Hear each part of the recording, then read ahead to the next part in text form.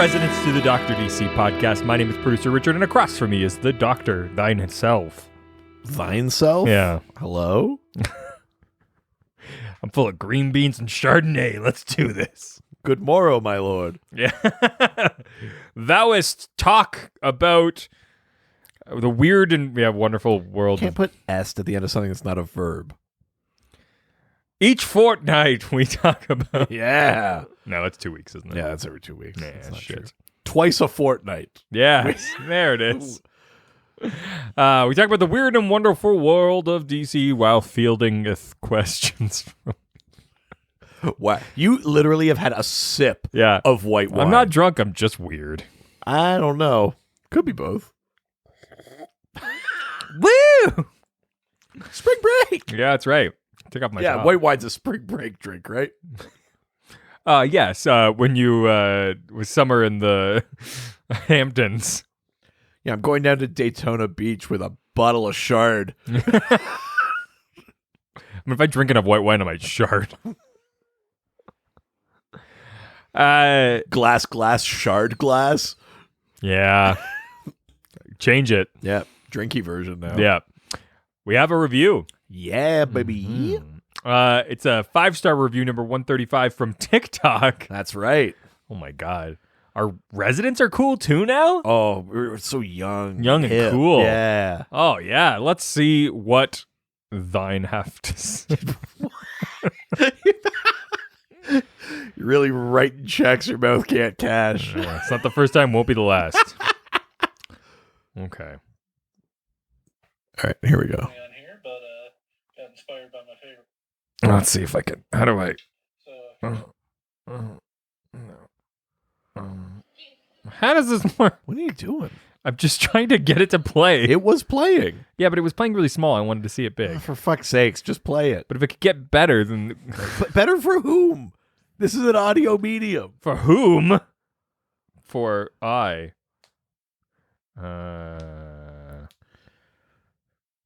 Yeah, leave all this in. First time ever filming on here, but got inspired by my favorite podcast when I found out they had a thing on here. They always say they'll take reviews anywhere they can get them, so I'm going to give one on here. If you love DC Comics and just fun comedy podcasts, give a listen to the Dr. DC podcast. They are a 5-star podcast with great hosts who are super knowledgeable and will help you learn anything you want to know about the DC universe. And if you find out that you like them and want to listen to more of them, they have an even better podcast known as Ghostfacers, which is very entertaining and has taught me a lot about the Supernatural TV show. So give them a listen. They're worth it. I like a lot of that. Oh, God. Oh, God. Dope. Stop playing. Dope.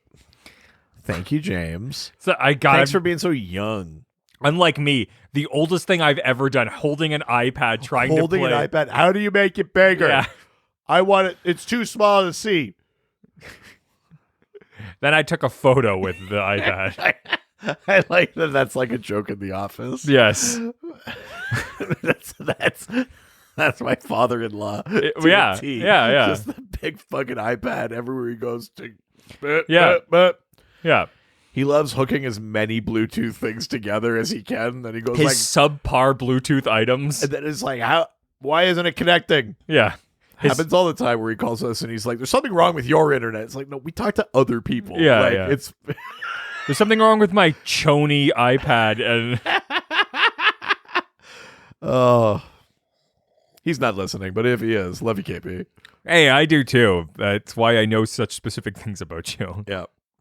Yeah, thank you so much, Senator. Yeah.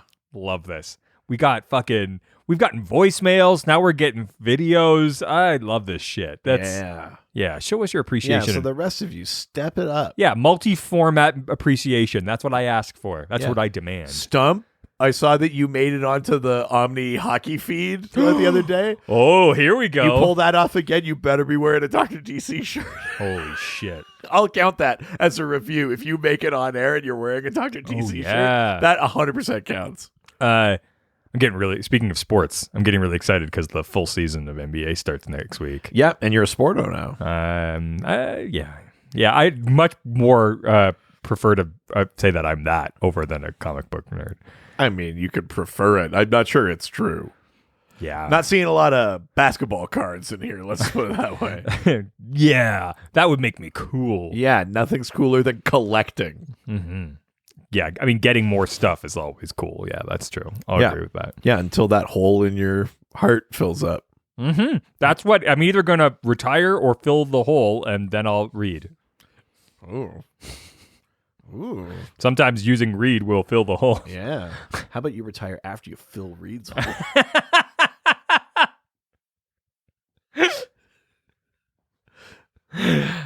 Again, KP, I hope you're not listening. But if you are, I'm sorry. I'm not. And I understand. There's room for one more. Oh, Jesus. The water's fine. Don't be like this. You want me to go back to harassing your dad instead? I don't think either is good. I like when your mom listened to Docmus, and I made a lot of comments about your dad. It's funny, like, we kind of gaslight my mom, because every once in a while, like, we have a cool, like, the last time we had, like, when we had Liam Sharp on, she was like, because my mom's an artist, she was like, an artist? Yeah. And she heard, like, the little clip that I put up. She's like, oh, that's very interesting. She, like, listened to it. She's like, wow, what a great episode. He was so interesting. Blah, blah. She listened to the episode after that. And we were just like, hey, come, like our normal fucking stupid selves. We're always like gaslighting my mom, where she's like, "Oh, they got a cool guest. They're a sweet podcast now. The episode was great. They're so smart. I love my boys." And then the next one is like, "How come you have to? Why is that necessary?" Yeah, because it's either either internal or external. Yeah, and if it's internal, and as we know, Richard always prefers internal. Yeah. Everything I do is internal. Jesus. God, I really hope we don't get an intern. I was just about to say that. Yeah. Yeah, we really need externs. Internal. No. Nope. Don't say that in the interview. There we go. Oh, we already had the interview. It's fine. Oh, yeah. Are they from France? Yeah. Yeah. I said bonjour. Yeah. I was really happy. Yeah, they're from a very fancy France. They talk about how they had a horse. Whoa. Yeah. Well, they're living in the south of France. They're probably like around Nice or something like that. Yeah. A bunch of rich fucks living there. Yeah. She was like, I had to give up my horse so that I could go to school. And that's how I know I faced adversity. Yeah. I had to give up my horse. Yeah. How would you describe a challenge you overcame? Well, one time I couldn't have a horse. Yeah, I had 2 horses and I had to only go down to 1 horse. But on the upside, I've got glue sticks. Yeah. Oh. Yeah. And Jell-O for everyone. Yeah, there's a really great Glenn Wool bit where he talks about like how fucked up it is that the way we treat horses, and he's like, and riding's not even the worst thing we do to horses. That's true. That's true. Yeah, it's fucked up. All right. Let's talk about this week's theme. It's the last week of Doctober. Yeah. Ho, ho, ho. Happy Halloween. Hoo, hoo, hoo. Hoo, hoo, hoo. Hoo, hoo, hoo. Hoo, hoo. I was doing so many spooky fingers that no one can hear. see. Yeah. I'm screaming about a white ghost or white cop. Can I tell you something? Yeah. My daughter keeps telling us about how ghosts are coming into her room at night. That's terrifying. I am not someone that believes in ghosts. But you're also someone who's easily scared. Even if it's not a ghost, I'm terrified at what she is perceiving. Yeah, that's terrifying. Could be echoes from a parallel dimension. Yep. Could be Phantom Zone prisoners trying to get out. Could be a real person. Could be a real person phased out like Jordy and Rolaren in that one episode of TNG. Yeah, it just could be a person who breaks into your Riker house. fucking breaks at the trombone at their funeral. Yeah. Yeah. Oh, yeah. Yeah. Yeah. Yeah. And now to honor them, a thing I like. Yeah. Yeah. Yeah, my daughter keeps going like, and then the ghost came and the ghost told me that they're very scared. I was like, Can we not? Can you just not tell me that anymore? It happens all the time. It's so fucking creepy. That's terrifying. It and they is. say they work for the Yukon government. Oh no. It could be anybody. Yeah. Terrifying. That's scary. I don't think I want to have kids anymore. Yep. I'm canceling this trip. What am I talking about? I'm going to do comics on this trip. It's worth it again. I love the idea that because it's your personal affairs and you're under no obligation to, Sure. you haven't necessarily given out all of the details. You're just like, I don't know if I want a kid. I'm going to cancel this trip. And it sounds like you're human trafficking. I mean, I don't know. I mean, in a way, you kind of are. Yeah, sort of. It's just the legal kind. Yeah. Yeah, it's legal human trafficking. Yeah, it's fine. Yeah. I mean, technically, anytime you travel with cum, you're human trafficking. Like outside of your body. I just meant like even in your body. Yeah, the trick is making sure you don't exceed the maximum liquid carry on. Be like, it's weird, but technically he's allowed to have this. Yeah. He's going to have to drink it if he's you can't take it on the Less plane. than 10 milliliters of cum. Yeah. Yeah. We're frowning upon it, but there's nothing in the rule book that yeah. We're invoking the Air Bud clause. There's nothing in the rule book that says you can't take cum on a plane. That's right. Mrs. Vanier. Oh, she's not listening. It's been weeks since we've had a guest that interested her. That's fair. Yeah. Yeah, and you aren't one of them Oh, no. as a co-host. No. She's proud of us, but also, I think, confused. I mean, that's the way our wives feel too. Yeah. Yeah. They're not proud of us though. No. I mean, my wife's proud of us. In a way that like when a dog like goes to the bathroom when you ask them to. Yeah. Yeah. Yeah. Like you did a thing you're supposed to do, but congratulations. Yeah, I don't for know not that any fucking of it this up. is something we're supposed to do. If anything, we've been asked not to. We've spent so much time. This is how we ended up with a 2-hour Oh episode. shit! Yeah. Scarecrow. We're talking about Scarecrow. Yeah. Let's get the fuck through this. Yeah. Let's We're go to recording so many episodes tonight. yeah. And whenever we have something that we shouldn't do, it's all we do. Always. Anytime we're like, our episodes have been short lately. Yeah. We'll just bang through these. Then they're all fucking like 2 hours long. This is like fucking Docmas It's true. at Oh my night, God. and we have to work tomorrow. Yeah. We gotta figure out what we're doing. No, not right now. No. Scarecrow. This is not a brainstorm session. Come on, you stupid doctor. Come on. Stupid. Let's get the whiteboards out. We do a full 2-hour episode. We don't answer any questions. I mean, that doesn't feel like us. Like the Patreon fake out we did. What do you mean? I don't know what you're talking about. Oh, yeah. No, yeah. never mind. Let's go to Facebook. Go to the face and the book. Go to the Facebook. It's not my carrots. It's John's peas. It makes me laugh every time. Yeah, but the guy that comes after him is John Q, Denzel, holding up that hospital until they fix his kid. Oh yeah. Remember that movie? God, I forgot about that. What a throwback. Yeah, that's not good. It's a movie that literally couldn't take place anywhere but America. I mean, Because yeah. everywhere else, the hospital would just be like, it's our job to fix your kid. Don't put your credit card away. Yeah, what are you doing? Yeah. It's fine.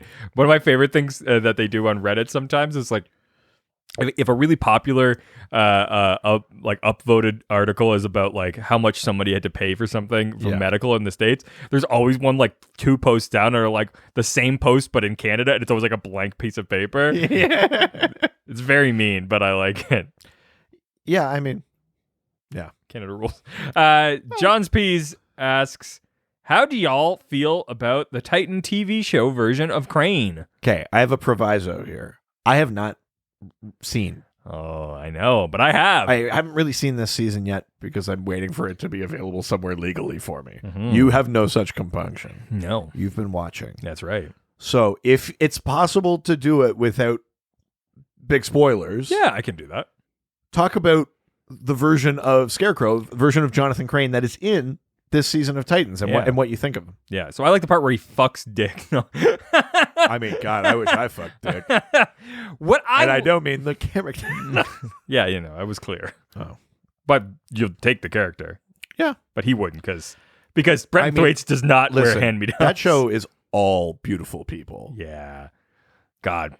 Fucking When Starfire and him have sex, Nightwing, Jesus Christ. Starfire, Hawk and Dove, both of them. There is the same level as when Starfire and Dick have sex. Yeah. There's that happens in this season. For Hawk and Dove? No. Oh, for Somebody else. Starfire? Oh, for someone else? Yeah. Is it Donna? No, don't tell me. It's very good. Donna Troy. Oh my God, those shows, they're so beautiful. So Crane in this season, I really love a lot of what they're doing. I think it works specifically because they haven't brought in a lot of other of the characters. Like there's no Riddler. There's no there's enough. If I remember from the trailer, there's sort of like Hannibal Lectering him, like exactly. consulting. Exactly. Yeah. Which is only works when you don't have all of the other like villains. Right. Because he got to it first, and I think that's a very easy thing to do when you're like trying to play a Batman villain. You're just like, oh, I'll be Hannibal Lecter, right? Unless you're being the Joker, it's like everybody else can kind of do the same thing in one way or another. Sure. I love that. I love the sort of they make him into like a kind of a scientist, like he's just a scientist, and I really like that. It was all like tests and subjects and and stuff like that. and it's all about like he's very weak but manipulative, which is like the thing that I love about Scarecrow. It's like it's more about like his manipulation of either science or just like psychology to be able to like convince people to do things, and you watch him like take advantage of people and things like that. Really enjoy that. I love that actor from Mad Men. He always plays such a fucking sniveling little shit. He's so good at that. Interesting. Yeah, have you watched Mad Men all the way through? Not all of it. I've seen a decent amount of Mad Men. It's worth a rewatch now that you work in marketing. It's very it's like a very different feeling once you watch it like that. That's fair. Especially because I'm like a down vapor tape. Because you have a horrifying backstory and you're the saddest person I know. And I have a drinking problem. And I've stolen someone's personality. So I really, really like this version of him, especially because like the mask, when he uses it, it's scary and effective, but it's less about the like theatrics of being Scarecrow and more about the like compunction and like tools and things like that. So let's compare to some other versions of Scarecrow. There's the Nolan verse, very different Murphy thing, but one. I like. There's the. Did you ever like see clips or anything of the one from Gotham? Sure, yeah. Gotham. There's that one. The old animated ones like Jeffrey Combs or I love that. Very different thing than what we're doing whatever. here. I can never remember the guy's name. Yeah. The animated series one is very, very different than what we're doing with this modern one. I think they're totally different sort of directions. That one is more of like I'm a Scarecrow, and this is more of the like I'm a scientist doing something bad, and I kind of prefer. I would say this is my favorite version of Scarecrow. I did really like that Cillian Murphy version of it. But a bit more like manic, less sort of like I believe this guy is capable of this. Right. But it's a cool performance. This version of it is like, oh, I believe this guy could do this. Like, right. And the like personality type feels like in line with it for sure. Interesting. Mm-hmm. Nice. Well, there you go. All right. Let's move forward. Next question comes from Stephen Marion Almagro. Almagro, who asks, please talk about Fear State. Fear State is the sort of Batman event that we're just getting into right now. Ooh. It's very Scarecrow heavy, obviously. So partly because we're only just getting into this event, partly because I'm usually a few weeks behind on my comics. Yeah. I'm only up to a certain point. Totally. But I think I mentioned it on an episode that we're in the double or something. Sure, yeah. That may or may not have come out. A thing that I have been enjoying so far in the lead up to Fear State is it's got the feeling of like a Scarecrow master plan, you know? Kind of like Arkham Knight. Not that the plan is like the plan in Arkham Knight, but just that idea that like, no, this is what I'm fine. I finally got all my shit together. Now it's time for Scarecrow's plan. Yeah. You know, like it's kind of got that feel to it. And I like the idea that it started, you know, just with him just putting Scarecrows around town and like nothing else. They're not booby trapped. There's no gas. They weren't like a message. It wasn't a pattern. It's nothing. It was just, you see the anxiety level of Gotham rise and things are on edge and people are kind of, you know, and he's manipulating Simon Saint into getting his magistrate program in, and you have these sort of like armored peacekeepers, and vigilantes are outlawed, and these peacekeepers are like hunting down Batman and the Bat family and the Unsanity Collective and stuff like that. And it's just him, like, he has barely lifted a finger to this point. But then you also get like, there's kind of like, we've been jumping back and forth in time a little bit. He's, you know, he had Batman captured in that, and, you know, had injected him with the fear gas and that. But then it was like he was hearing Batman's thoughts. Batman would be like, no, you know, the training, you know, this is not real, blah, blah, blah. And then like another caption would be like, oh, but it's real. And he's like, what? No, you can't be in here. Like, there's some kind of, it's either mind control or something like that Scarecrow is like using alongside his like fear toxin thing, that he's like gotten into Batman's thoughts and stuff. So even like that thing where he's like, no, you could talk your way out of this. Remember the breathing, blah, blah, blah, blah, blah. And he goes like, that's not going to help you. And he's like, no, I'm thinking that. Yeah. It's like, I like that. It's the scariest thing is where you have nowhere to go. Yeah. You know, it's where there's no safety or things like that. And I think they're doing a really good job of that. The general, like, what will happen in Fear State, I'm still not sure yet, because it's just starting and I'm a couple of weeks behind on Who's stuff. writing it?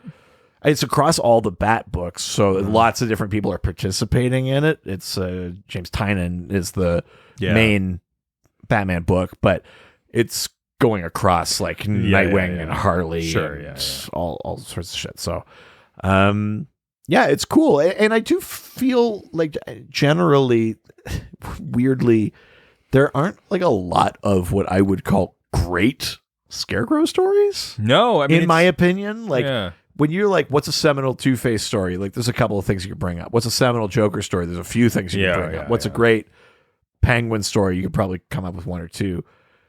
Scarecrow, for being as big of a villain as he is, kind of feels like he doesn't have, at least not stories that are like readily, it's not even that they're not good stories, but they're not just like readily like in the ether, you know what I mean? Like in the sort of the consciousness of great Batman stories. List all the best Batman stories, how many of them are about Scarecrow? None. Yeah, the problem with Scarecrow is that he's a one-trick pony that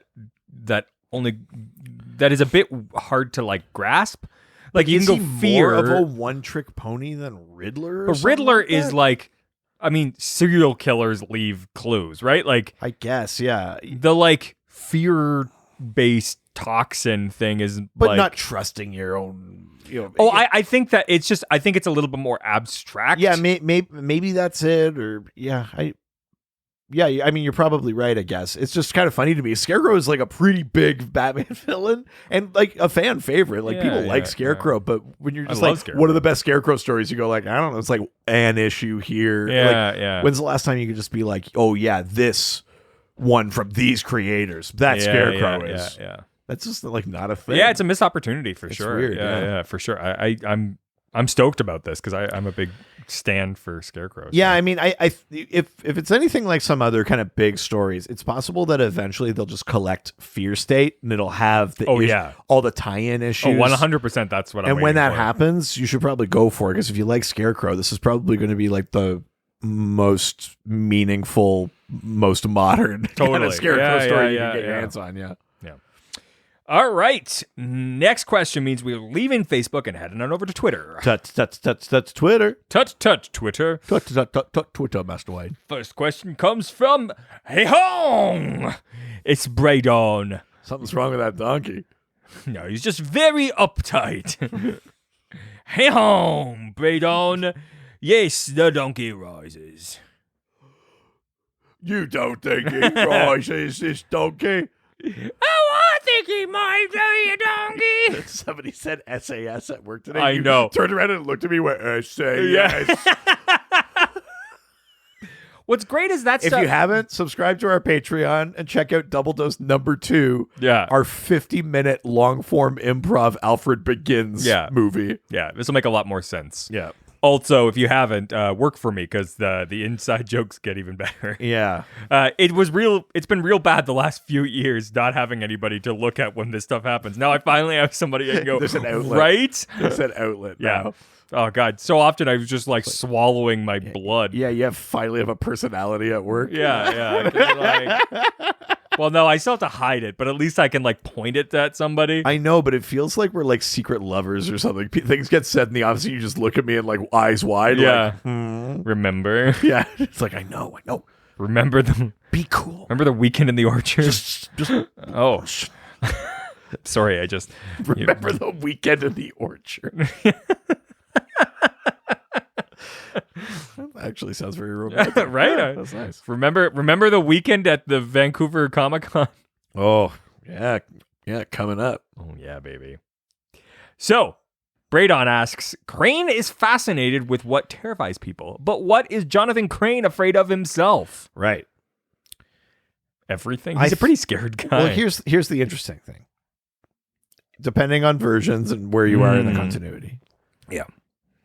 A lot of more modern versions of Crane is that he's so inured to his own fear toxin, he actually can't feel fear anymore. Oh, interesting. Like, that was the thing they played on during Blackest Night, where he's just like, I just want to feel... He was like walking right up to Black Lanterns, and he was like, make me afraid, but because he couldn't feel anything, he didn't register. Oh, they didn't even want him. Well, because they were feeding on emotion, and he couldn't feel fear, so they weren't like attacking him or anything. And he's just like, I just want to feel. And he gets the Sinestro ring, and he's like, finally, I feel something. Like that was the shit, you know. Like, oh wow, it was like he chasing that like a drug thing. Like he couldn't. Yeah, you couldn't get high anymore. Yeah, exactly.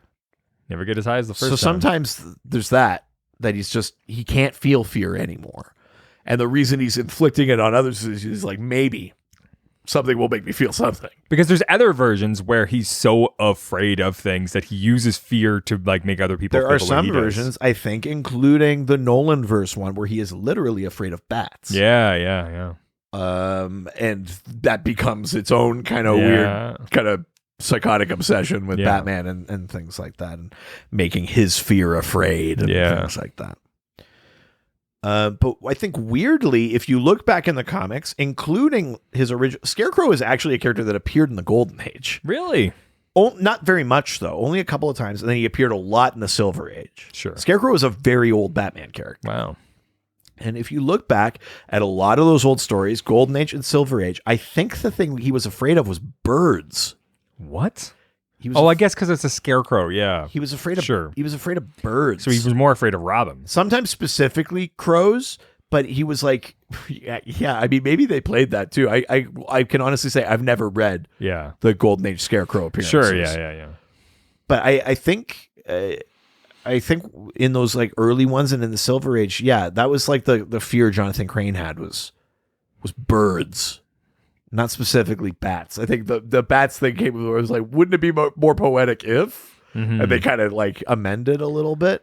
But I think for modern readers, it's either he's afraid of bats and you're riffing on that thing, or it's that he can't get afraid anymore. He has no more fear, or he maybe only like intellectualizes fear. He doesn't actually feel like that kind of thing anymore. Yeah. And I think that tends to be the modern one. Yeah.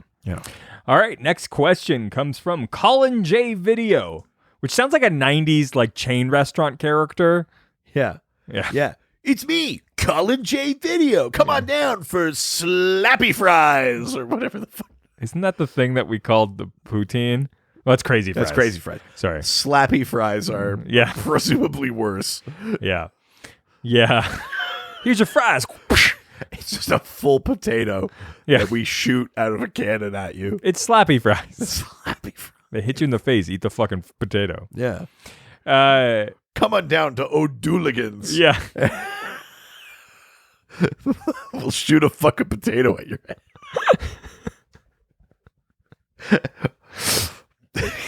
Their mascot is Colin J Video. None of it makes any sense. Nope. That is the That is the worst bit I've come up with in a long time. Yeah, that's pretty bad. There's nothing that ties No. any of it together. Nope. Why is there a potato gun? Nope. No idea. No, I'm going to have some more wine. Yeah, that seems like the right solution. Okay. My comedy will only get better. So, Jonathan Crane would be the Scarecrow. Got that. Okay. Okay. Which of Batman's rogues could fit into the Tin Man and the Cowardly Lion? Oh, okay. When I read this earlier, I missed the bit where it was which of Batman's rogues because I was like, Robot Man and Lion Man. Yeah, done. It's just like, great, we did it. Yeah. Okay. So Jonathan Crane would be the Scarecrow because Scarecrow. Sure. I don't get it. Yeah, I mean, it's he ironically has the brain. Yeah. But yeah. sure. Yeah. He is literally a Scarecrow. Yeah. Okay. I feel like Tin Man's got to be Mr. Freeze. Someone in a big kind of robot armor suit kind of thing. Yeah. That's my thought. Yeah. Cowardly Lion. Like I want to do like Bane or something, but like or Solomon Grundy. Oh, I see what you're saying there. Argument to be made for Grundy. Yeah. Somebody who's supposed to be real scary, but is kind of like timid a bit. Catman. Sure. You know. Yeah. Just because tangentially. Yeah. I mean, yeah. Cat. You know, a lion is a big cat. No, what? Yeah. You're feline to me. So, any other options? No, I feel like we got it. I think that's pretty much like I don't think there's a lot of debate. Like, no, Poison Ivy would be Tin Man. Like, I don't think there's a lot of that for sure. Yeah, I think that makes sense. Yeah. Next question. Alex Jaffe, not Jiffy. So creamy. Again, don't know if that double has come out yet or not. By this episode, maybe. Yeah, I don't know. Depends what I feel like. Who knows? Depends what I've decided on, or just arbitrarily chose. More likely. Yeah. Alex Jaffe asks, Damian Wayne is the only Robin who has never been gassed by Scarecrow. If he was, what would he see? Alex Jaffe, of course. Deep repository of DC knowledge. I think he literally just wrote an article about like the different heroes and stuff who have been gassed by Scarecrow. Oh, really? Like that's up on the DC Comics website. Go check that out because we love Alex and he's put in a lot of work and he knows his shit. We're laughing. I'm gonna make up an answer. we're Daffy for Jaffe. That's pretty good. Yeah. No, we're bollocks for Alex. Nope. We want to have sex with Alex. No. I'm gonna make this rhyme work.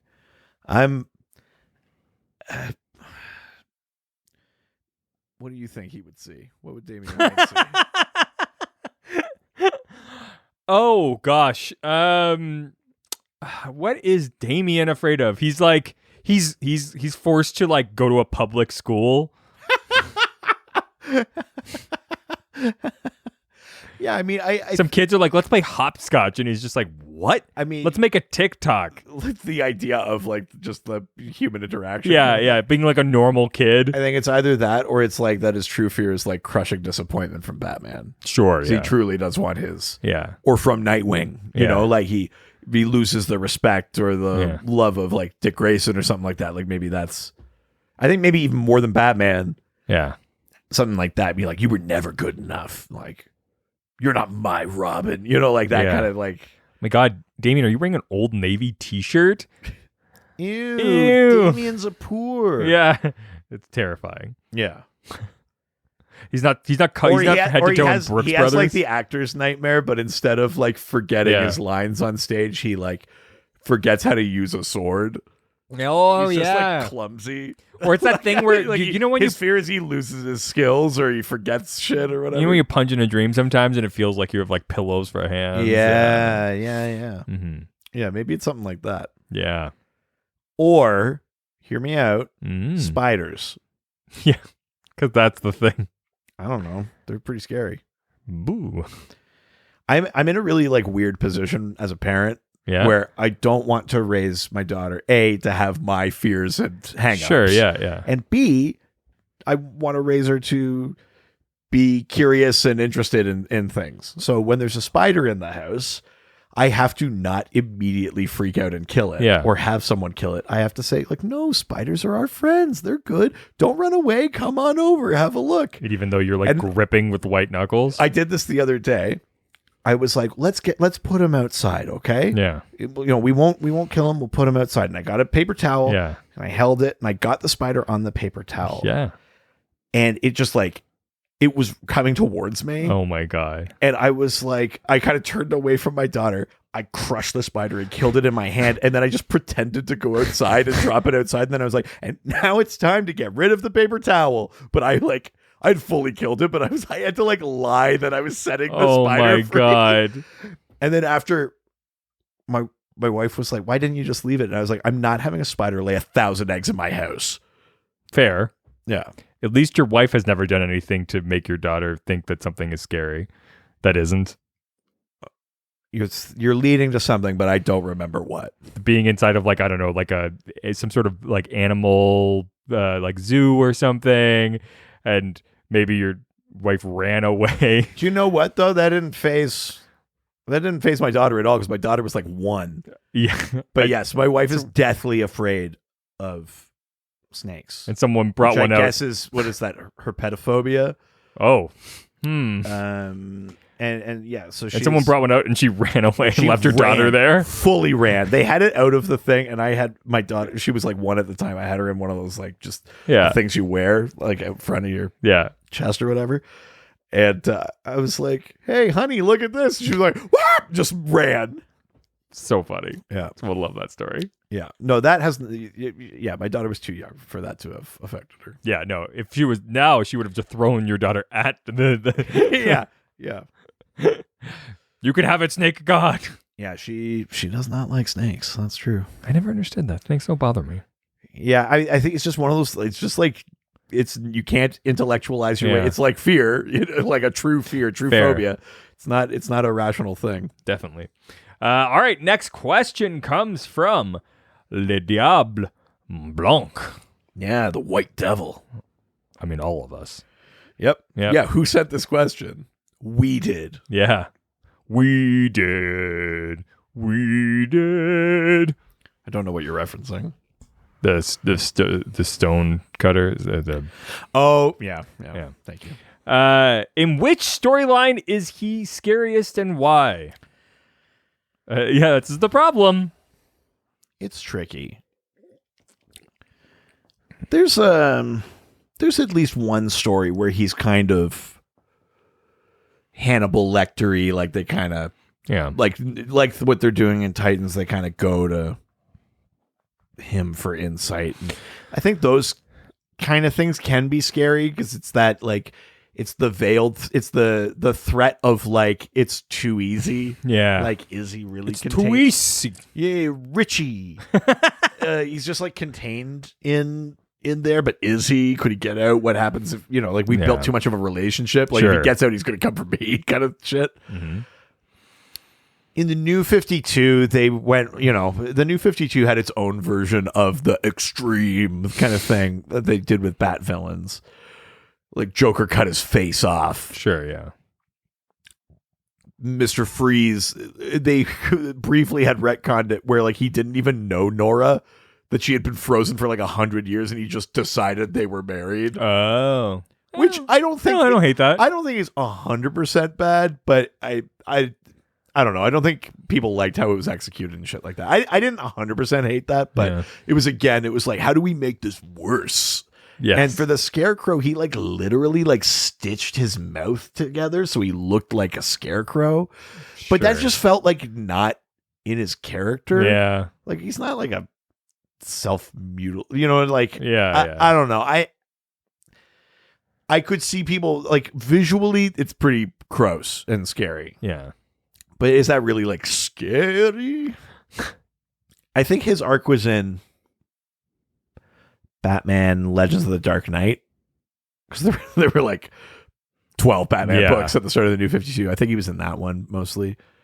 And he had some stuff to do kind of founding the secret society and stuff and during the Arkham War and stuff like that. But I don't even know that I count that as that scary. Yeah. I'll be honest.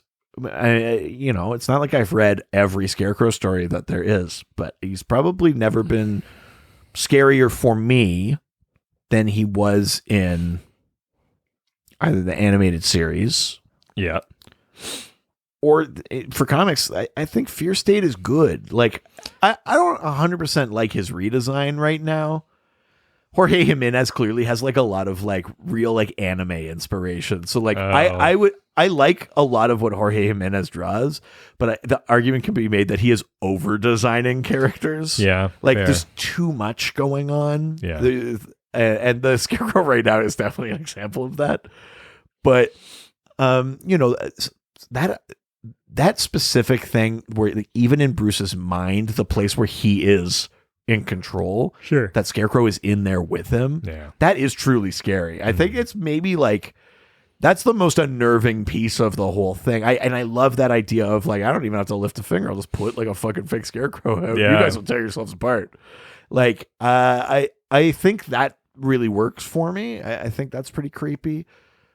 I like him in Arkham Knight, but I think Arkham Knight is a little more like mustache twirly villainy for Scarecrow. Yeah. But the animated series was good. There's the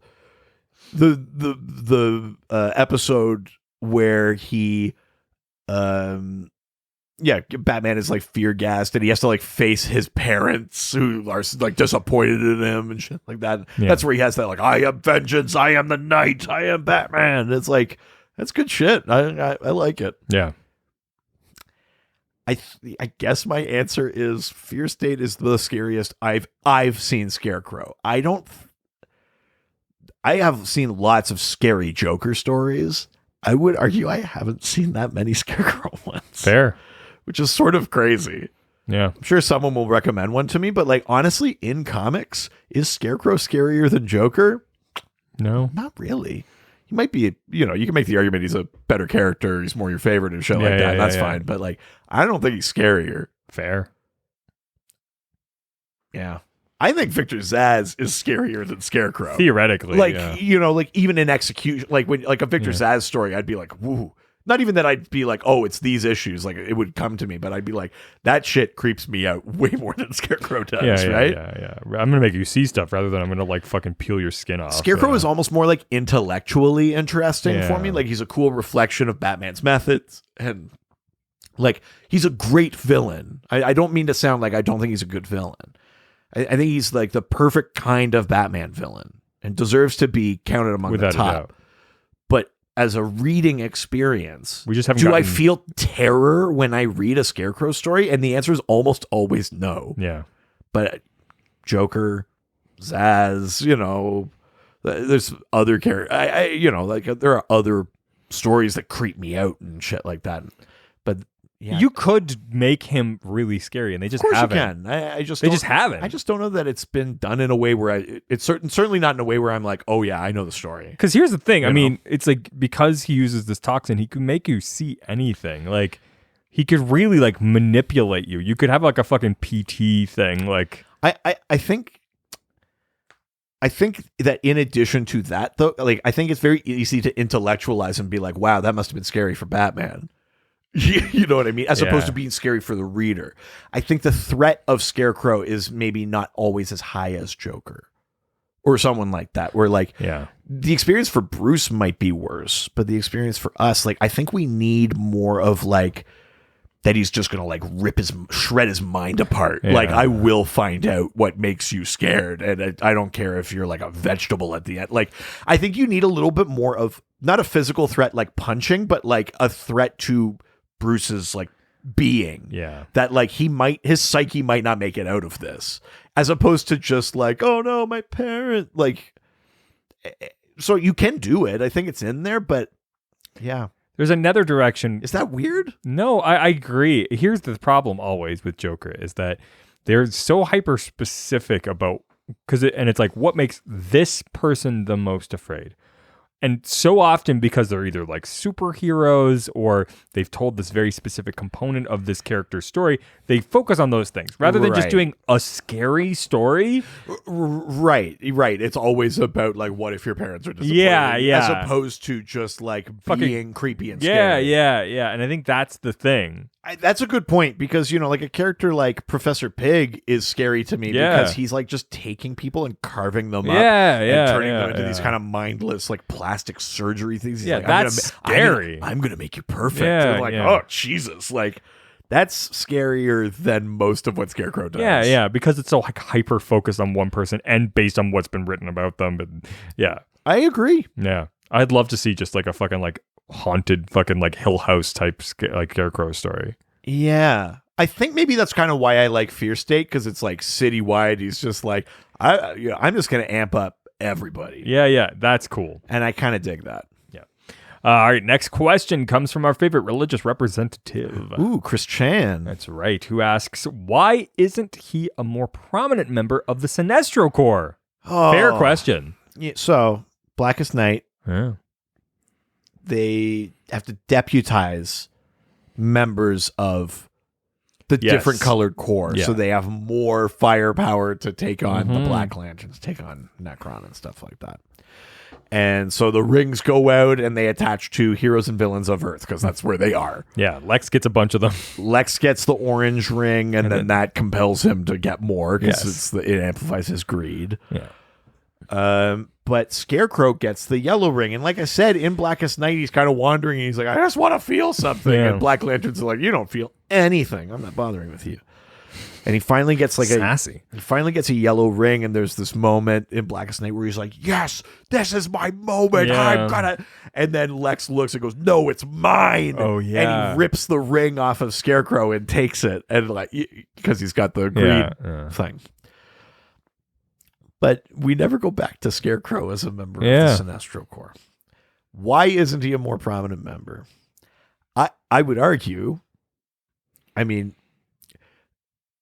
continuity-wise, my logic here does not hold. Sure. Because he was deputized. They were like, you have the ability to instill great fear. Yes. Welcome to the Sinestro Corps. Yes.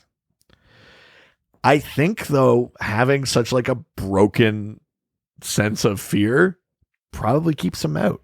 Yeah. Because Sinestro's whole lesson with Jessica Cruz recently is like, it's not just about how to instill fear, it's knowing how to feel it and manage it and deal with it. Sure. Like, it's a much more rounded thing than just like, you're afraid. And I don't think Scarecrow is more rounded. It's literally just, he's after that one very specific element of fear. It's not the fear, it's not the bits of fear that make you hyper aware or more cautious or more...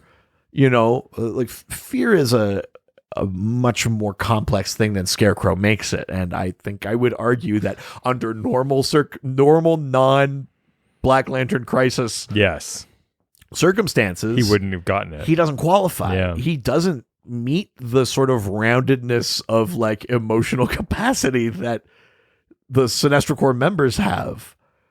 And, you know, like the Sinestro Corps have like the Fear Sweat Lodge and shit like that. Like, what would he do in there? He's not afraid of anything. Like, fair. You know, like, I think that's part of it.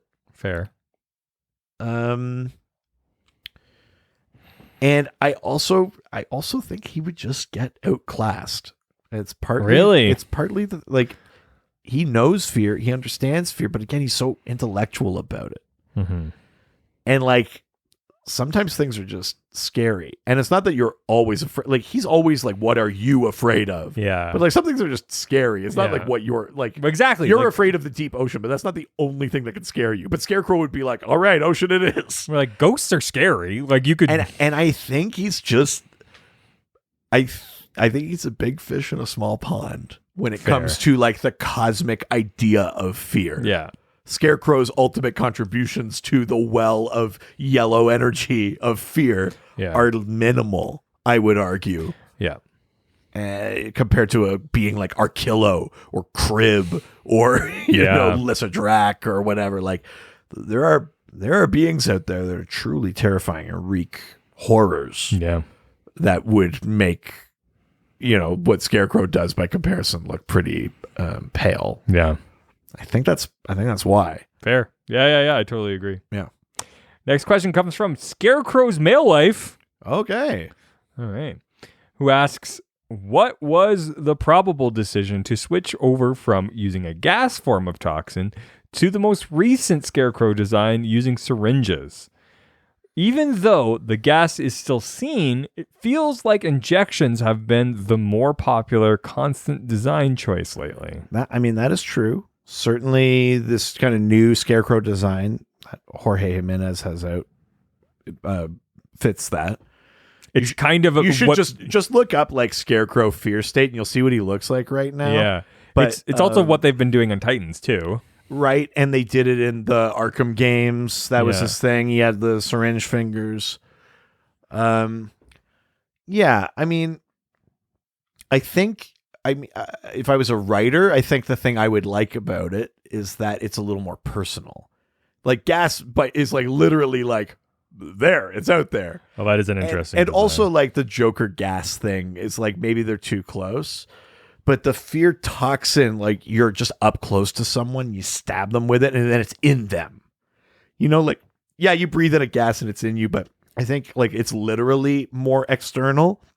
And injection, like the act of injection is also like way more of a transgression. Like that's a violation of your body in a way more visceral way than breathing in a gas.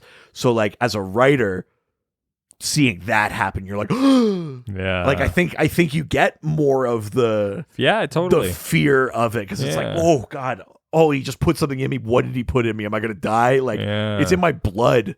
You know what I mean? Like I think that's inherently scarier than it's in my lungs. You know what even though it all kind of ultimately connects chemically, it would be the same. I agree. Yeah. Because you're getting stabbed. I think that's part of it. Is a scarier process. I like the idea that maybe Scarecrow decides he wants to be a little more. I think it exhibits like the precision, that sort of like academic calculation kind of thing. If you're talking about him as an intellectual, unless they have gloves that are needles. Well, but that's so it often is. Yeah, but that's less calculated because it's like. But what I mean is a gas, you go, tsh, and then it's like, I guess we'll see who breathes it in. But this is like, no, you know, like you're being very conscious about its use and its like distribution, and maybe that evokes a little bit more of that like research, the professorial kind of it's more the targeted. intent and the like science behind it. And I think there's something in continuity that makes sense for him to be like, no, this is how I do things, kind of shit. Also, Scarecrow is not. Just the Scarecrow is not a fighter. But at the very least, even if he doesn't inject you, he now has 10 pointy things on his hands. Yes. So, like, even just the practical thing of, like, maybe I can scratch someone. Yeah. I'm not much of a fighter, but, like, I think even that is probably a reasonable in continuity consideration. I think but, like, outside of continuity, it just looks scarier. It's a better look. It's cool as shit. Yeah.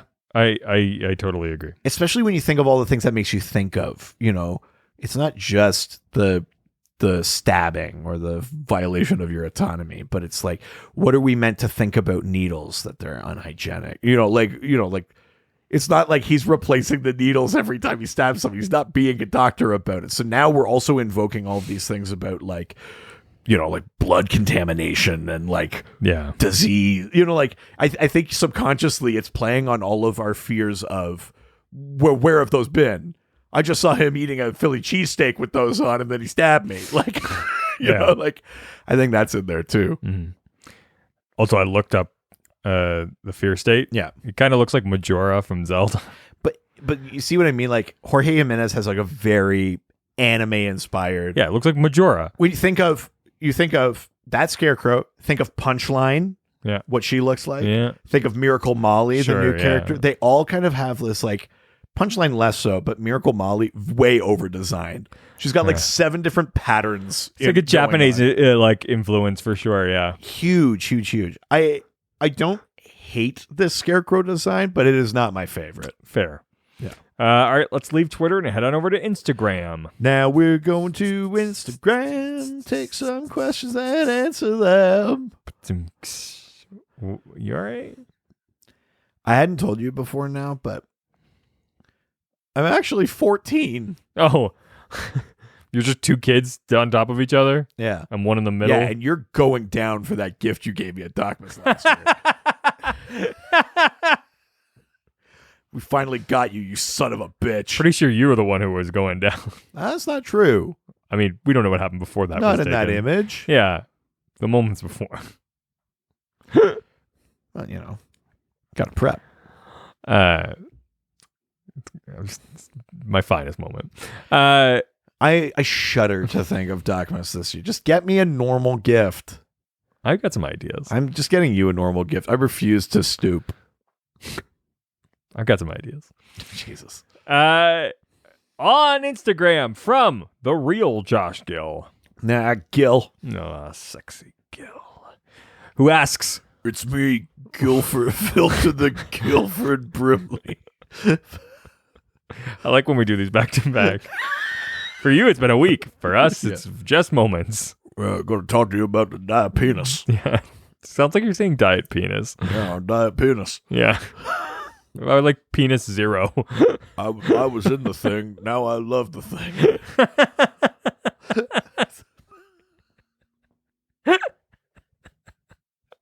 So the thing's a penis. Where does he rank in intelligence compared to the other Bat villains? Is he smarter than Nigma, Strange, Freeze, Bane, or is he closer to Grundy? Oh, that's interesting. He's a scientist, so he's... Here's the thing. Nigma, very specific kind of intelligence in a way that he's almost an idiot. Yes. Like, he knows a lot. He's, like, trivia smart. And he is definitely, like, strategically smart. But I'm not sure I would count Nigma among the geniuses of DC. No. It's almost like a superficial smart with him. I don't know how to describe that better, or I'm not even 100% sure what I mean. But my feeling is that his intelligence does not root itself deep. Yes. It's focused. It's focused. It feels like he's great at faking it till he makes it. Yeah. As opposed to, like, someone like Mr. Terrific is just, like, brilliant. Yeah. You know what I mean? Sure. Hugo Strange, very smart, psychologist, manipulative. I think maybe lacking, like, the chemistry, like maybe like the harder science things that, like, Crane has. You think? Yeah. I mean, Hugo Strange in the comics, he, like, didn't he work at Arkham though, and like do experiments on people? He did experiments, and there's a whole, like, history back to even to the golden age of him making, like, monster men and shit that like feels that. like they science, riffed on that. yeah. And they did that in the Rebirth era. It feels like hard science. There is a science thing, but I think he's also, like, using other scientists too. Like, Sure. it's not all him. Yeah. My inclination is to say Crane is smarter than Strange. Okay. That's my thought. Okay. Freeze. That's that. My inclination is to say Freeze is smarter than Crane, because he seems to be both, like, a geneticist and, like, a biochemist, and also kind of an engineer. Yeah. You know, like, yeah, because he's creating all this technology. And all that Yeah. kind of shit. Like, I feel like he's more multidisciplinary than Fair. Crane is. Bane. Yeah. Bane, absolutely more intelligent. Really? Yeah, maybe Bane might not be, like, a master chemist, but Bane is, like, a smarter person. Yeah, I guess it's like Crane maybe knows a bit more, but Bane is smarter. I guess I'm always just thinking of the Batman. Bomb. Yeah, that's... No, like, Bane is crazy smart. Bane is like Batman. Oh, really? Maybe a little less on the hard sciences, but Sure. the general, like, the way his brain functions. Oh, wow. And, yeah, Bane is, like, hyper smart. I hate when people are very, very smart and also muscly. I'm like, fucking choose a lane. Yeah, and hot. Yeah. I don't know if I think Bane's hot. I don't know. He get. Oh, you have the whole muscle thing. I always forget about. He gets his dick wet in Simone's Secret Six. is that a book or is that like a euphemism? Secret Six, not Secret Sex. Oh, okay. Yeah, it's a book. Bane's in there. Yeah. He fucks. He fucks in that book. Wow. Yeah. And he's very tender. He's like a very generous lover. Nice. He's just misunderstood. All right. Jeez. Yeah. More like Lane. Like I've lain with Bane. Oh, sure. Anyways, next question. Let's leave Instagram and head on over to Reddit. Where everyone's nice. No one's ever mean. What just happened? We have one more of these to do. Are you all right? So dope. Oh, just like not even focusing on anything specifically. No, I was just sort of looking away. Oh, I was like, were you looking at a dude or like? No, I wasn't jerking off or anything. I was just kind of That's weird to specify that. Yeah, like I'm normally not. Yeah. When we're in here looking at each other, sitting directly across from each other. Well, you're in luck because the next question comes from Constipated Gandalf. I feel like we got all the good ones last time. This shall pass. That's I do. I like that one. A little poo came this way day before yesterday. Oh God, that's 2 days ago. No wonder. He found something he did not expect. Yeah. Good. Constipated Gandalf asks, why is Crane a pothead? I will drive you out. Yeah, I will draw you out, poo, as venom is drawn from a wound. Yeah, you tell that turd, buddy. Austin Powers. Yeah. Who does number two work for? Yeah, you tell him, buddy. Oh, what a great joke. It's really good. Oh, that first Austin Powers movie is so fucking funny. It's very good. Makes Tom Arnold look good. Sorry, one last thought on Austin Powers. Okay. There's a clip of Austin Powers and Goldmember that's been coming around on TikTok. Sure. And it's Michael Caine. Oh, It's yeah. where he's like, there's two things I can't stand. People who are intolerant of other people's cultures. Yeah. And the Dutch. Yeah. And it's such a good joke. Yeah. That is a good joke. Constipated Gandalf asks, why is Crane a pothead on Titans? Well, Is he a pothead? yeah. I think it's just usage of chemicals. It's like, He loves that sticky ick. Yeah. Yeah, he That does. dank weed. He does. Yeah. I think it's the chemical thing. It's Right. like changing your brain based on chemicals. It's what he does. Of course it's what he's going to enjoy. But also like somebody who has such a fucked up brain probably needs to chill out. Bruh. That's true. Yeah. What are you laughing about? I was thinking of more constipated Gandalf. Jesus Christ. You were deep in the enemy's anus. Tell us what you know. Your ass is broken.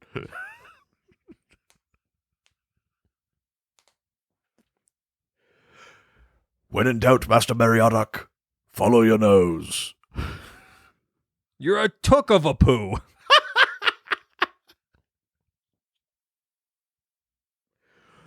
Do us all a favor and throw yourself in next time. Yeah. So good. Sorry.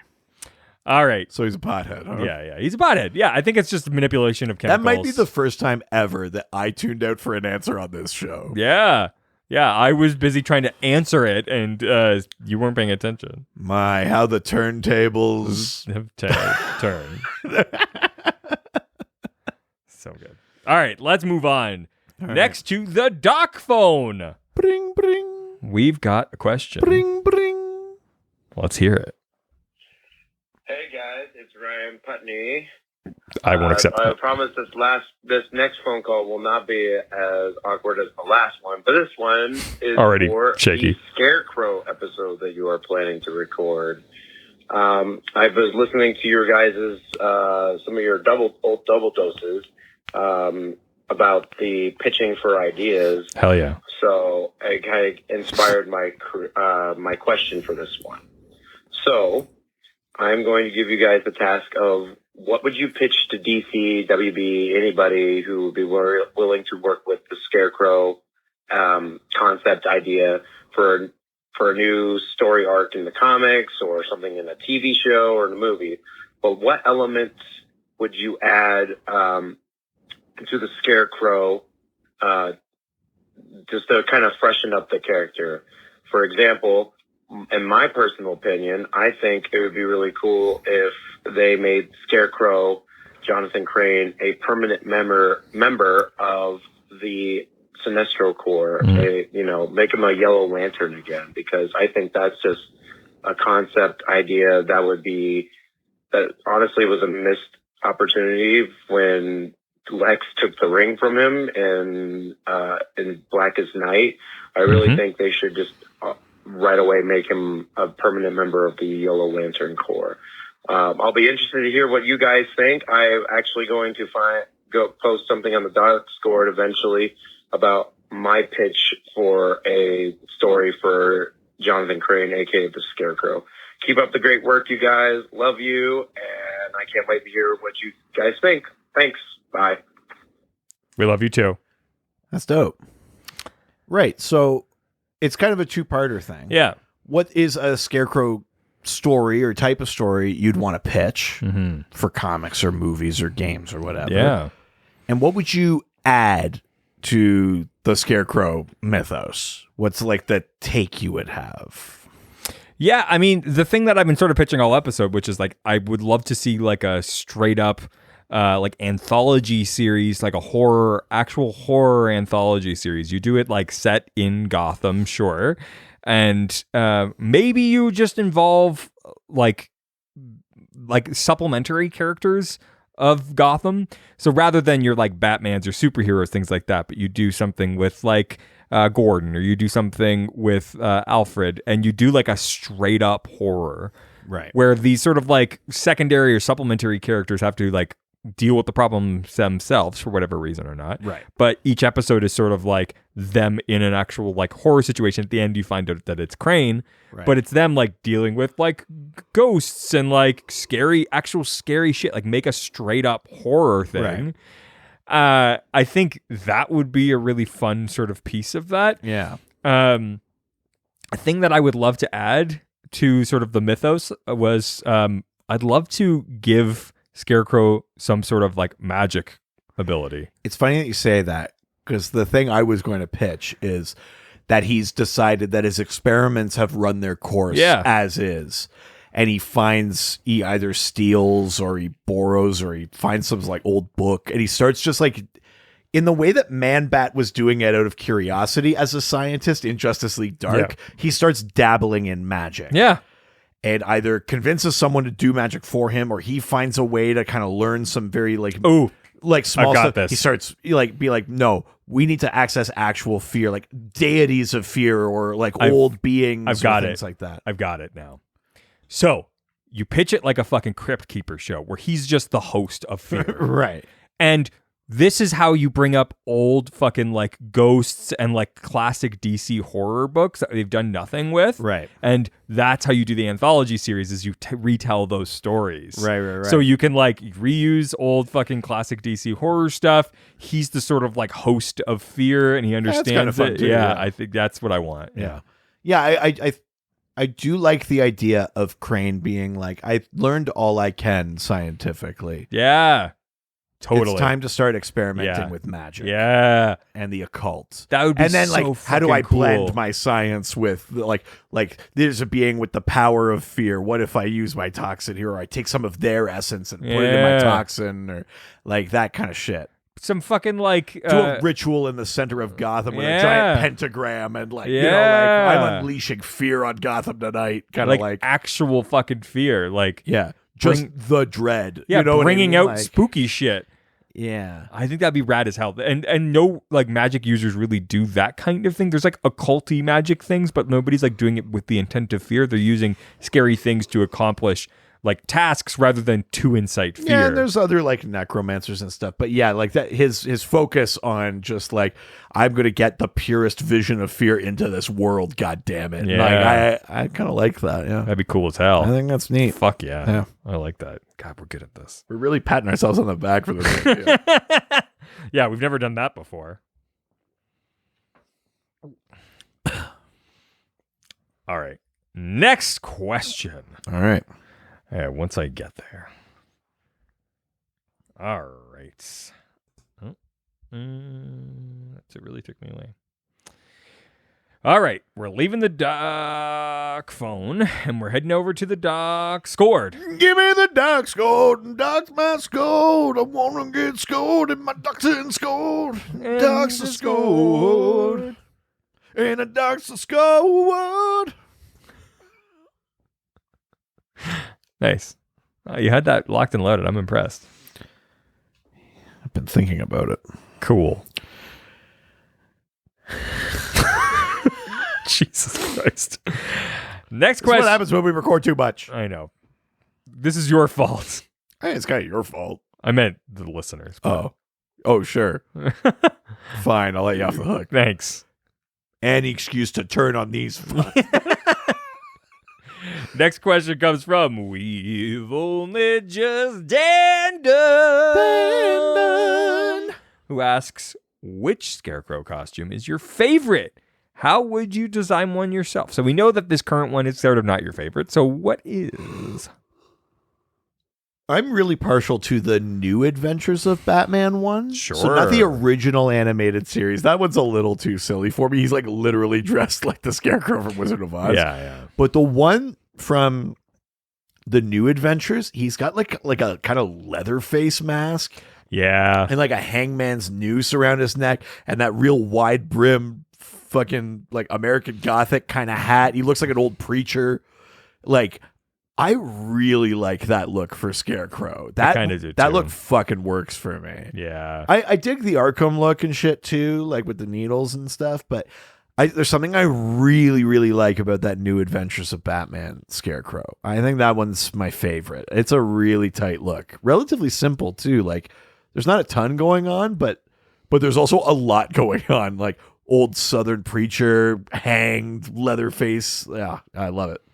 Yeah, I like the I like this one. This is fucking cool as hell. Ooh, that is good with the sickle and shit. Yeah. More like is that like a fan art thing or is that from a comic? I didn't know. It's cool as hell though. I like that a lot. Yeah, otherwise I probably agree with you. Yeah. Yeah, I like that one a lot. The New 52 one, it certainly looks creepy with like the sewn mouth and shit like that. I'm not sure I buy that that's in character. Sure. But it's definitely got a creepy look to it. Mm-hmm. But yeah, I think it's Leatherface. How would you design one yourself? Oh, I do kind of miss the. I know it's not like a Scarecrow thing, but like I kind of miss the Hangman's noose. I like the like we're using like materials you might find on a farm, rope, having the sickle, like those kind of things are. Yeah, you're tying it back to like where is the Scarecrow from? It's from a farm. Mm-hmm. Tying it back to like those kind of elements. I dig that. I think you always got to keep a sort of like janky looking mask. I don't like it when the mask is too good. No. And I'm not sure I love the gas mask thing. And that's part of what I don't like about this current look is the gas mask. Yeah, fair. Especially when it's like I think I needles. just like that like the gas doesn't do anything to him anymore. Yeah. I like that too. So like it's just the burlap or just something gross and janky.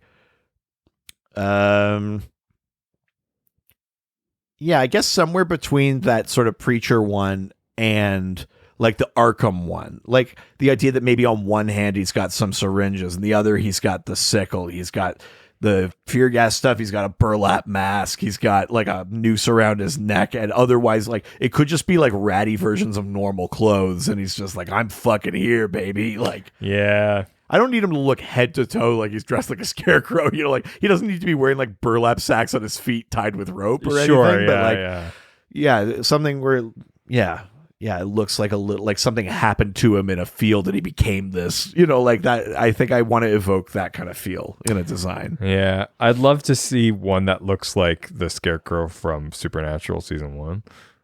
Oh, like the Vanir thing? Yeah. I think it's terrifying as hell. That's kind of got an element of that leather face bit, thing, yeah, right? yeah, Isn't yeah. that part of that one? Yeah, scary as hell. Yeah, I agree with that. Yeah. Next question comes from Ass, who asks, does Scarecrow's fear toxin work on the Joker?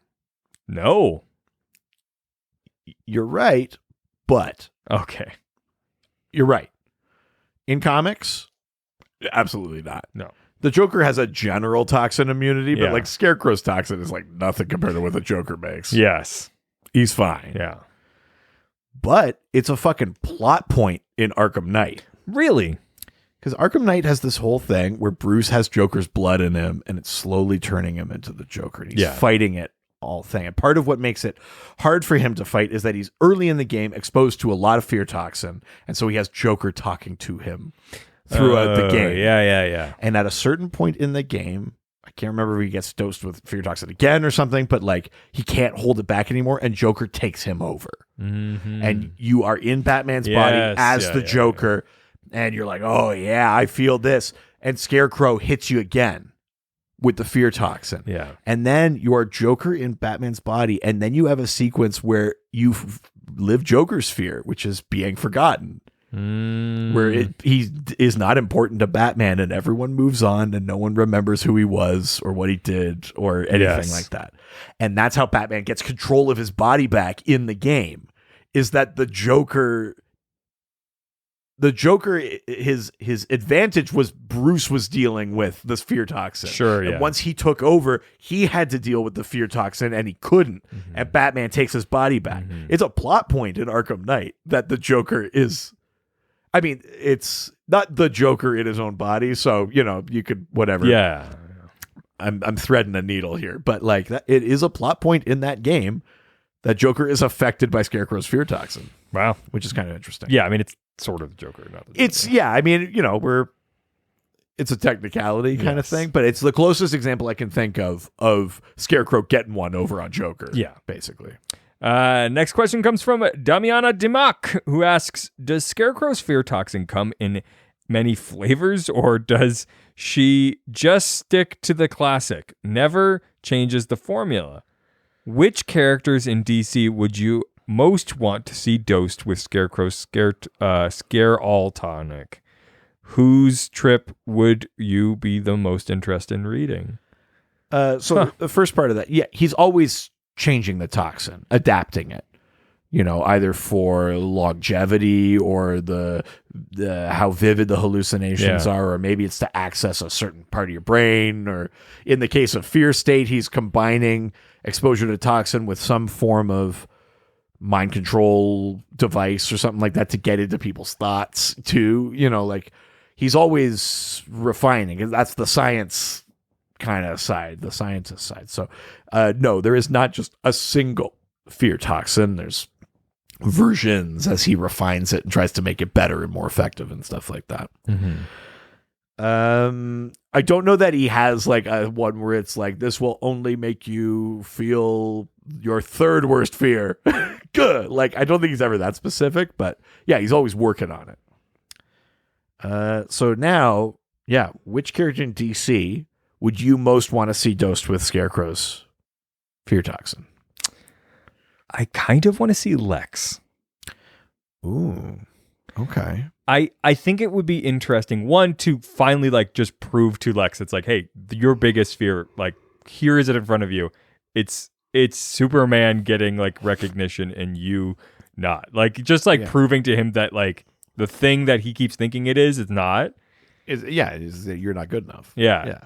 I think that would be an interesting change for him, because the thing that always goes back is that like he's just like, this isn't getting me what I want. I'm just going to change the tactics. It's interesting because like different versions of that are like Wonder Woman uses the lasso on Lex and he goes like, I wish I was Superman. Yeah. And that's one side of it, but like the fear, like there's the truth of his relationship with Superman, but like the fear what is like maybe a slightly different angle on it, which is kind of neat. Yeah.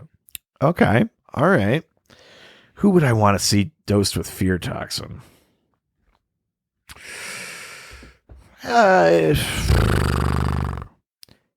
Maybe like Martian Manhunter.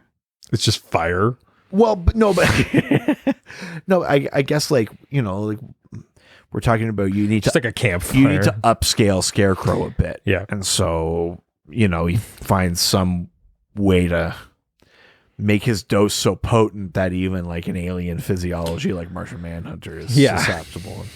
Maybe you go a little further into it than just everything is on fire, but like, all of the shit that, we talked about it last episode, like Martian Manhunter has like a mountain of trauma, more than a lot of other characters do, but we don't explore it as much. And so for Scarecrow to sift through, they'd be like kid in a candy store, like peeling back all the layers of Martian Manhunter's doubt and guilt and insecurity and fear and shit like that is kind of interesting to me. I think the obvious answer would be like some Green Lantern, but that almost veers into like Batman contingency plan territory, where it's like make them afraid, the will won't work kind of thing. And so I think that's why I'm going with Martian Manhunter. Go with like a different kind of main leaguer. Yeah. All right, last question. All right. I do not want to do this.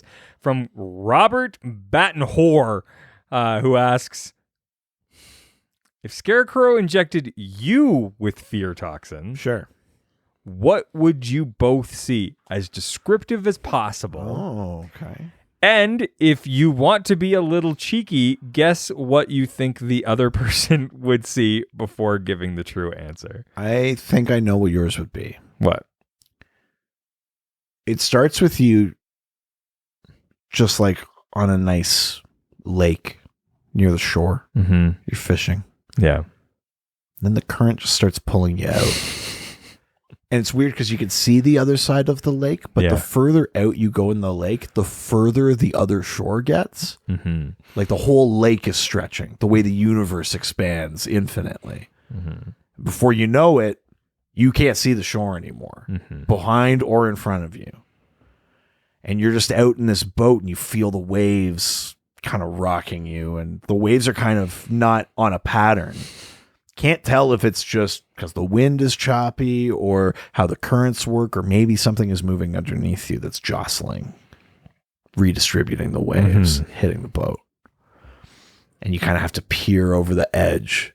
It's hard to see because it's like inky black, kind of just deep water, and there's nothing around you. Yeah. There's nowhere to go, no way out, no help is coming. But you have to figure it out. You kind of have to reach over the boat, or maybe put your hand in the water. Yeah. See if you can figure out what's happening down there. And then the whole boat capsizes. Kraken pulls you down to the bottom of the ocean. Thanks. Yeah. Am I right? Close. Yeah. Yeah. It's pretty close. All right. This is what I think yours is. Sure. Intimacy. Yeah. No, I know you're pretty good at that. Only from the front. What? I don't know. So you open a door. Sure. You see a stretch of hallway in front of you. No more. You start walking down the hallway. Don't do PT. Don't do PT. And then it turns. There's a baby in a room. There's a turn to the hallway. Oh, no. You turn around the hallway and I got to look at the alarm clock. There's a figure in front of you. Oh, no. Then you realize it's not a hallway anymore. You're at the edge of a building. Of course I am. You're 30 feet up. Yeah, this couldn't get any fucking worse. God, 30 feet, that's not even death height. I can't even kill myself from here. No. Yeah. That's basically my it. preferred way out. Yeah. No, describe your fear. I mean, the heights thing is not part of it. Yes. I could see that being a legitimate one.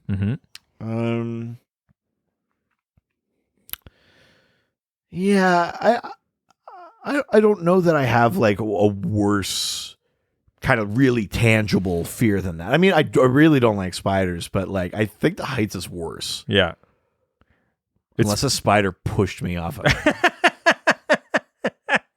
But is like a I'm spider stuck with a spider in a hot air balloon. Is some shit.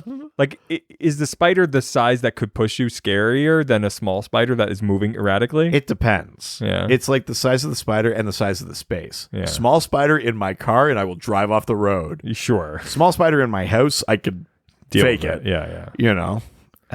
So, I mean, a big spider on a cliff with me is probably not great. Yeah. I know outside is big, but, Yeah. you know. And then there's just, a limit. PT is just terrifying. PT is really bad. I don't have like an actual like fear of the dark or claustrophobia or anything like that, but something about PT activates things that normally don't scare me. Yeah. Dark hallways don't scare me, but it's the context of like I think it's only scary after you go through once. Yeah. And then you're like, fuck. And now you're like, I'm stuck. Yes. And then it's like, when you realize you're not alone, like that kind of shit really is a lot. Which I think is the same, I mean, rough kind of thing as your ocean fear is the like not being alone. Sort of. Right? Like that's part of it is that there's things in the water. It's not just the water. It's that there's things deep in the water. Yes. Right? Like that. Yeah, so but it's less about being watched. It's. Yeah, I guess. Yeah. If a thing is alive, it's definitely scary, but. Right. I mean, just apply that generally. Yeah. Yeah. I think the alteration I would make to your comment about me would be I'm already in the ocean. Right. I fell off a boat and I'm sinking deeper and deeper and deeper into the ocean. And it's getting darker and darker and darker. Right. But you can't just drown. No. I'm just going further and further and deeper down. It's getting darker and darker and darker. And then I see a large like discoloration underneath me and it's really big and I can't figure out what it is. And it's dead silent except for like some clicking noises. Oof. And then I see what maybe looks like eyes, but I can't see how big the thing is. Right. But it looks really, really, really big. Right. Like bigger than the biggest boat I've ever seen. Do you ever watch those That's terrifying. visualizations of going deeper and deeper in the ocean? They're like, this is where the Eiffel Tower would fit. Yeah, this is where I have a hard time. Mount Everest would fit. I have a hard time looking at those. Because the ocean at its deepest point is like 11 kilometers deep or something like that. Yeah, it's hard to look at. Yeah. Well, that was fun. Yeah, thanks, Robert Battenhore. Yeah, you are a whore. Wow. Just drop any semblance of... Nope. Yeah, I'm just going for it. That was the last question. Time for everybody's favorite game. Oh, sorry. Wait, you say it. Why do I try to... I don't know. I was like ready to let you do it, though. Who can guess the name of the character if somebody who doesn't know comics can guess the character to us? Close. Can you guess the name of the character based on somebody who's not reading comic books can describe that character to us? I think we said the same thing. Yeah, it's the same image. So I said the same one as last week. Yeah, I only did one. Yeah, what am I fucking made of? Chameleon Boy. People. Wow, you got it. Next week. I sent a photo of a DC character to my wife. She does not read comic books, nor does she care for them. She sends back 4 clues describing what she sees. Ready for those clues, baby. I am ready, Daddy. Oh. I think I just found a new fear for you. Yep. Fear of these feelings getting so strong. Yeah. Sometimes when we touch. Has a neck like Henry Rollins. Who's paying attention to Henry Rollins' neck? I mean, that's a very like significant part that everybody knows is about Henry Rollins. Really? He's got a famously very large neck. Really? Yeah. Okay. Yeah. Great. Big neck. Matter eater lad. No. I feel like we've done him too. Mr. Neck. Yeah, you got it. Yeah. I mean, fuck it's Golden Age. Bane, like who? No. I don't know. Okay. Next clue. Jesus. What is the next episode going to be like? I don't fucking care. Whatever. It's Ghostfacers. Oh yeah, we'll be enjoying it. That's why I chose it at the last one. I like these. Sure, man. Show it. They know. You don't have to tell things to people. They just know it. Yeah. You don't need to reinforce it. Fair. Requested no sleeves on his trench coat on purpose. A no-sleeves trench coat and a big fucking neck? Yeah.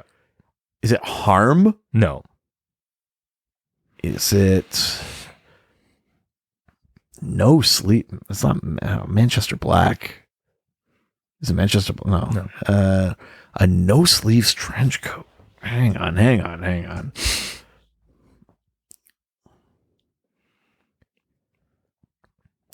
A no sleeves trench coat and a big ass neck. Yeah.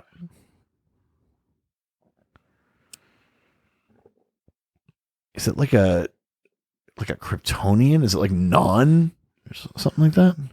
That is non-answer. Okay. Yeah.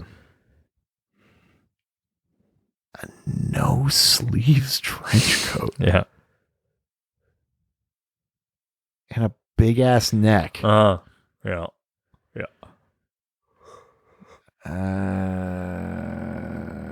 Yeah, next clue. Okay. Next clue. Undertaker Batman.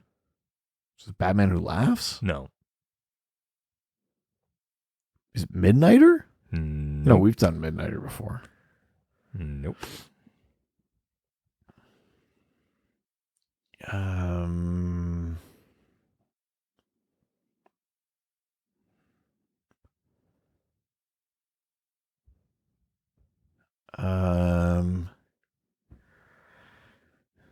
Captain Leather Daddy?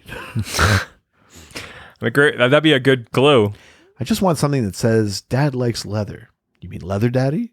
Is there such a thing?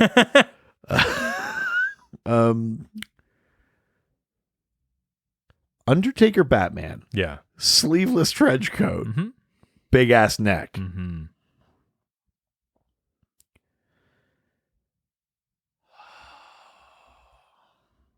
It's not some weird version of Scarecrow or something. No. It's like, it's covering my bases. No.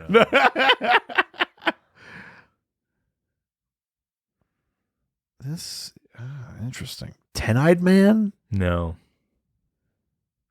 Deacon Blackfire? No.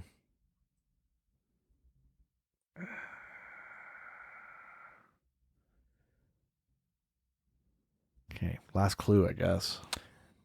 Dark Star Lord.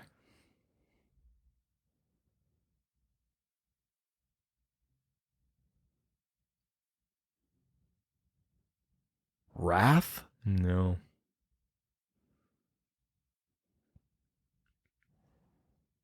It's not a Talon, is it? Nope.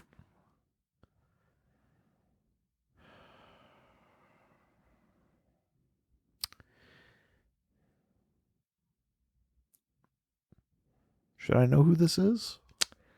Or is this like a real deep cut? No. You should know who it is. Okay. All right. Graves?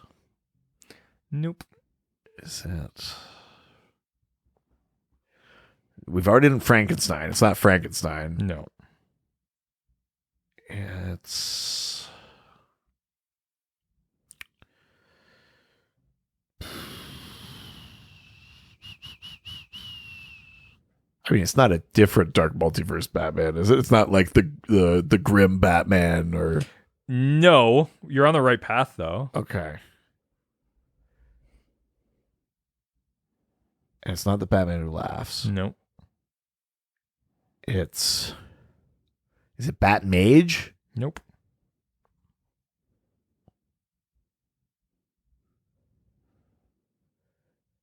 Dawnbreaker? Nope. Murder Machine? Nope. No, that doesn't make sense. Sleeveless trench coat.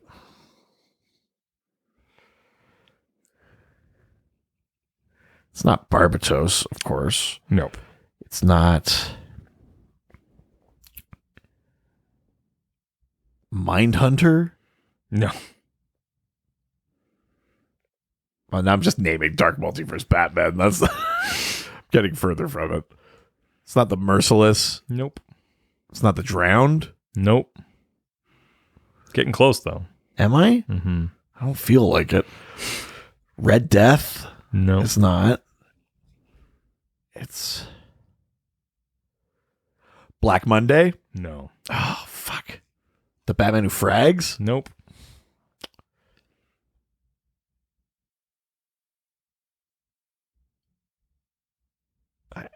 I'm just naming Dark Multiverse Batman. You give it up? It's not the Grim Knight. No. And it's not Robin King.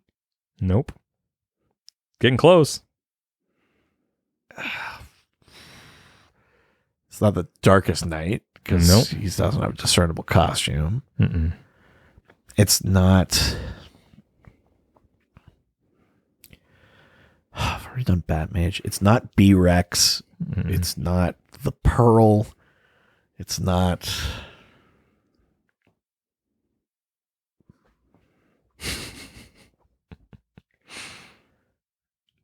I think I'm out of my readily accessible. It's not the Devastator. Nope.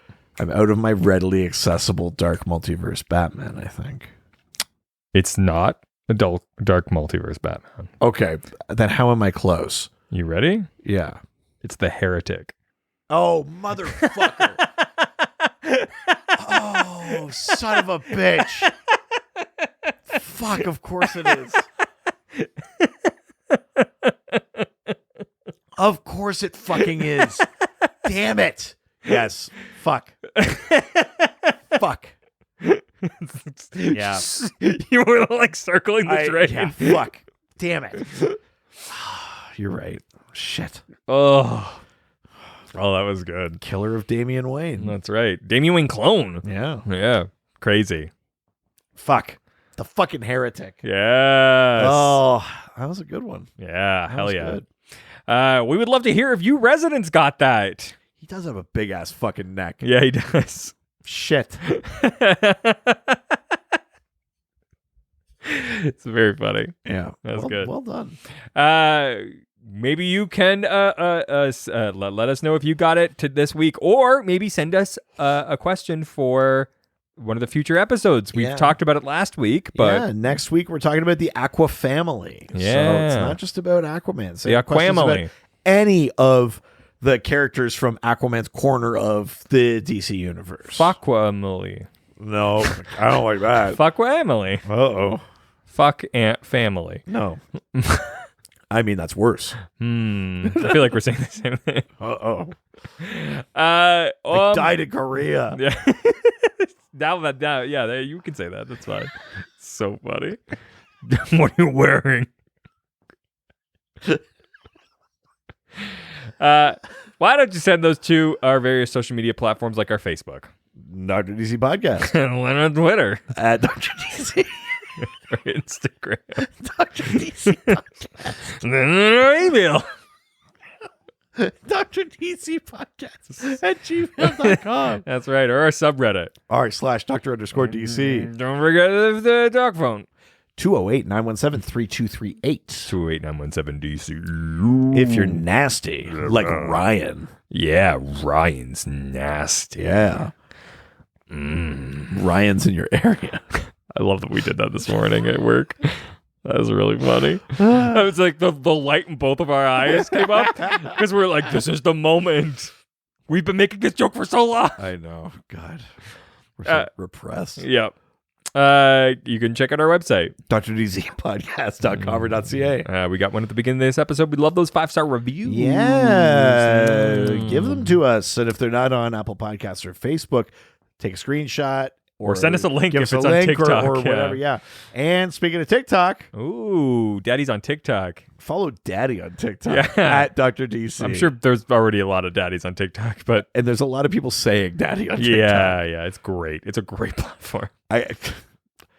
It's not related to the Daddy thing, but that one account that you sent me. The French one? I know. The one with a very thick, like, Parisian accent. She's Belgian. Oh, yeah, first sorry. of all, but I have a little accent. it's a problem. Yeah, I know. Like, I don't know. And she posts a lot. Yeah, I don't know what she's talking about, and I don't care. It's fantastic. Sorry, what? Yeah, and give us 5-star reviews on all those platforms, and maybe you want to send us some physical mail. Yeah. Give me presents. Jesus, so demanding. Send them to Richard Eden or Reed Vanier at 301 Hogue Street, Hoge Street in Whitehorse, Yukon, Canada, Y1A1V8. Maybe you want gifts for us to open during Docmas, or like maybe things you want us to consume during Docmas. Okay, we're just inviting people to give us things we're going to ingest. Well, I mean, they could be sealed things that they didn't make or something. I guess. Yeah, do you want to like traffic drugs across the border for us? Yeah, whatever. That's that you're just asking for that, but no, I am not asking for that. If anything, I'm telling people not to send that for me. But you know that I want to be very clear. I'm telling people not to send drugs for me. Do not send drugs for me. Do not send me drugs. Just so we're clear. Don't send drugs to me. Yeah, you could do that. Yeah, through the address that we just said. And if you want to give us more things beyond drugs, give us money for drugs by subscribing to our Patreon. Oh yeah, patreon.com/DrDC. $1, $5, $7 levels. They all give you access to the Doc Squad. And give us access to drugs. Oh, it's win-win. Yeah. You get an awesome fan community. We spiral away from our families. And at the higher levels, you get bonus episodes, That's right. Extra videos. You get to vote on themes for episodes.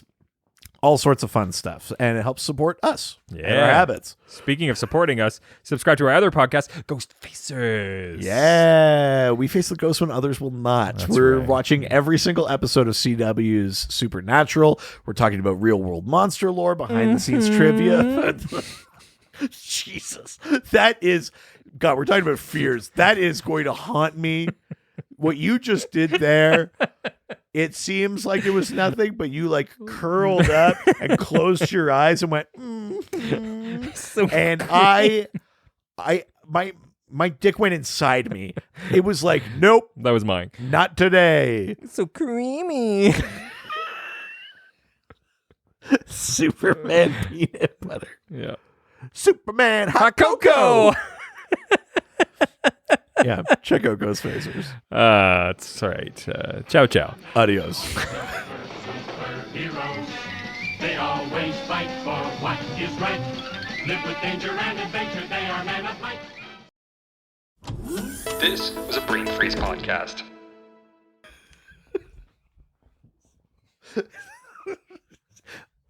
Ooh.